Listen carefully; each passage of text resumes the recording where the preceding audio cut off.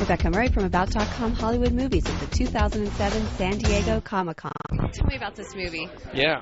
Everything about it. Everything, A to Z. All right, done. All right, so I was reading the script. And you really loved it. I really loved it. And I was thinking it was like 9 a.m. I hadn't eaten.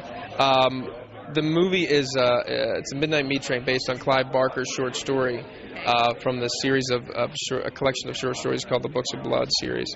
And it's about this guy, Leon, who is a photojournalist who catches on to this missing person on the subway system. And he had taken photographs of her that night. And he begins to piece together that this other guy that he's been photographing just on the street may have something to do with the fact that she's missing. And he slowly pieces together that, and there also have been these murders on these subways, this specific late train. And so he starts to follow this guy and stalk him, and it becomes completely obsessed with this guy.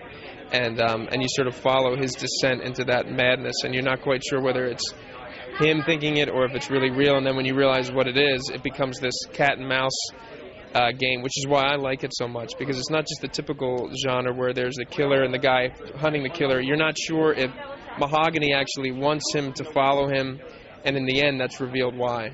Oh, interesting. And the reason why it's also awesome, I think, is because first of all, that Clive Barker loved it, but also it's not just a horror movie. It's not just a psychological thriller, and it's likened to like Blade Runner and Seven, those kind of movies. I think it has like this noirish quality to it, and it's just brutal. I mean, it stays with you. I mean, it certainly was a brutal thing to shoot. I mean, it took me a while to recover from it, honestly. Just delving into a guy that gets that obsessive about something. I mean, actually, just physically doing it. Yeah, because there's a lot of stuff goes on.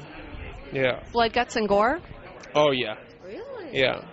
Interesting. That sounds really interesting. Now, had you read the short story that it was Not before I read the script, yeah. How closely does it follow it? It has the same essence of it entirely, and we changed a couple things about Leon's accountant in the short story, and he's a photographer, because that was just done for more visual reasons. But Clive said it today, which I was really happy about, that he thinks that actually the thing that matters is that you capture the essence of the short story and the brutality and the horror of it, and the sadness. It's a very sad movie too. Sad? Yeah, I think so. I think the character Mahogany is actually quite sympathetic in a weird way. Oh, no, that's interesting. Yeah. You sympathize with the guy that's killing people. I do, but maybe something's wrong with me. Maybe that's just your interpretation. Yeah. You're like, what? Yeah. Well, okay, but how tough is it to play somebody that does get that obsessed about something? I mean, is that in your personality at all? Absolutely. I think it's in everybody's personality. I mean, I think it's really easy to play that, actually. Yeah, so that wasn't that hard.